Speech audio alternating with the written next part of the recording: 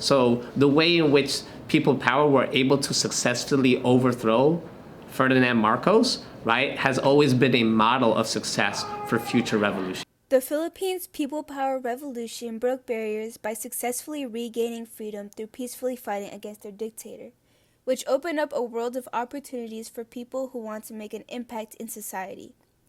But let's go back and understand how this all happened.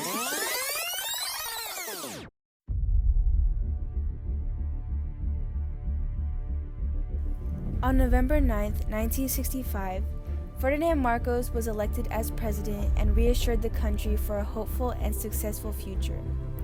The Philippine people felt safe and secure under his ruling. They found comfort in knowing that their country was in the hands of somebody that was trustworthy and dependable. During his first term, he built hospitals, schools, roads, and bridges, more than any previous Filipino president has done combined. Under his ruling, the Philippines also became self-sufficient in rice. These actions provided hope and joy for the country's future. On November 11, 1969, Ferdinand Marcos was re-elected as president, yet this time, Filipinos were filled with fear, knowing that their country was in the hands of a liar and a manipulator. He abolished freedom of press, stole money and put the country in debt, and sent out 10,000 troops to support America during the Vietnam War, which angered Filipinos because they felt as if America was just using them and they weren't even involved in the whole situation to begin with. Ninoy Aquino, who was the senator of the Philippines at the time, played a major role in voicing the problems that arose under Ferdinand Marcos's presidency and gained high respect from the country. He voiced out against the president and his corruption. Due to this, many Filipinos turned to him for hope to take lead in restoring freedom and peace. There were soon protests and rallies to fight against the government, but many of these determined people were killed for speaking their truth.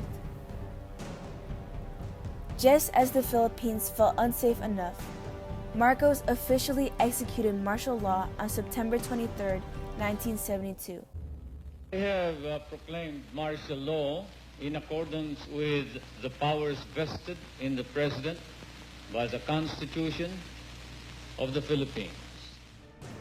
At least 3,200 people were killed, 35,000 others were tortured, and 70,000 political figures were jailed. That same day this law was declared, Ninoy Aquino, the opposing senator of Marcos, got arrested for blocking the vote for the new constitution.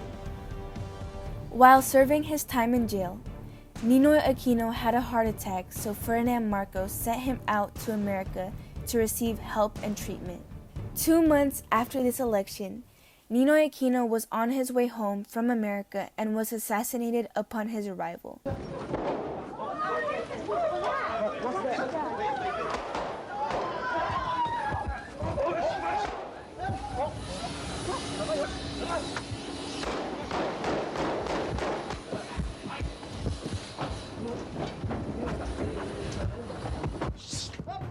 He was shot by Rolando Gallman, yet it was suspected that Ferdinand Marcos played a major role in his killing. His death further intensified the forcefully hidden indignation that Filipinos held within themselves. This was one of the many wake-up calls that pushed Filipinos to further fight for their freedom.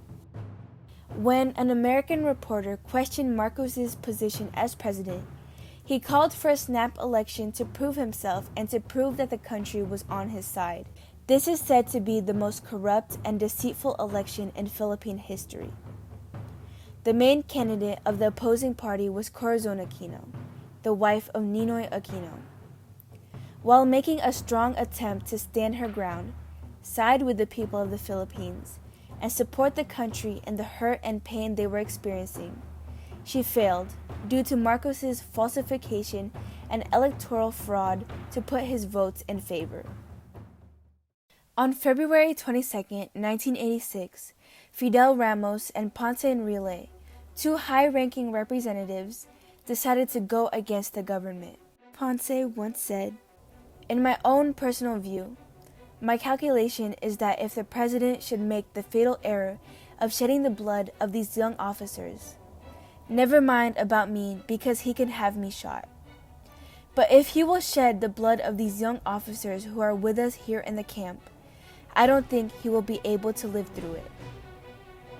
Ponce Enrile actually supported the execution of martial law in the beginning, but claims that if he knew that the lives would be lost and violence would erupt, he would not have approved of it. They once worked alongside Marcos and were deemed to be some of his most loyal companions, but they were fed up with the amount of conflict he imposed.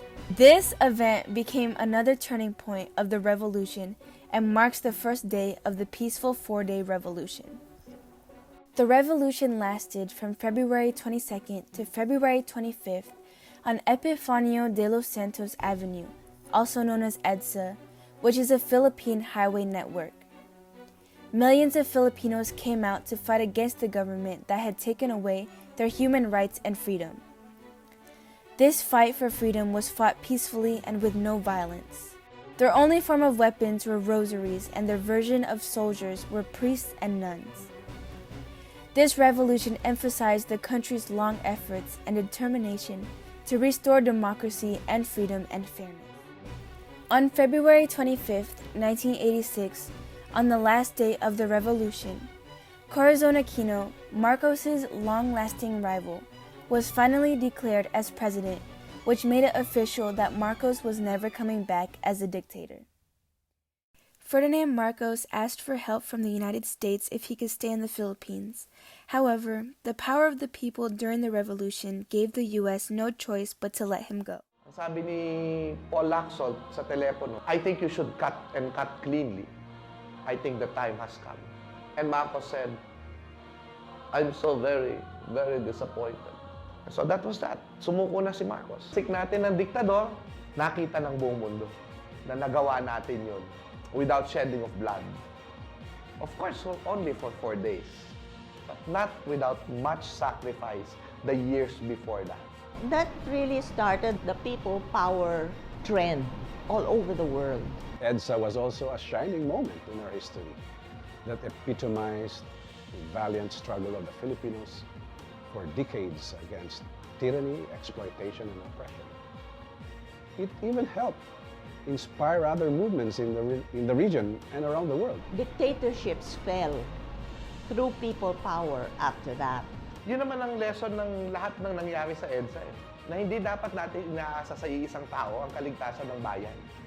Na dapat gamitin natin sa pang-araw-araw yung mga talento natin, yung mga kaya nating gawin para makatulong sa bayan, no? Makaambag dun sa bayan at ipaalala sa isa't isa, sa atin, sarili, na ipaglaban yung kalayaan at demokrasya na ipinaglaban ng ating mga ninuno, pinagsakripisyohan, kinamatayan ng ating mga ninuno, no? Sa matagal na panahon bago pa ang EDSA.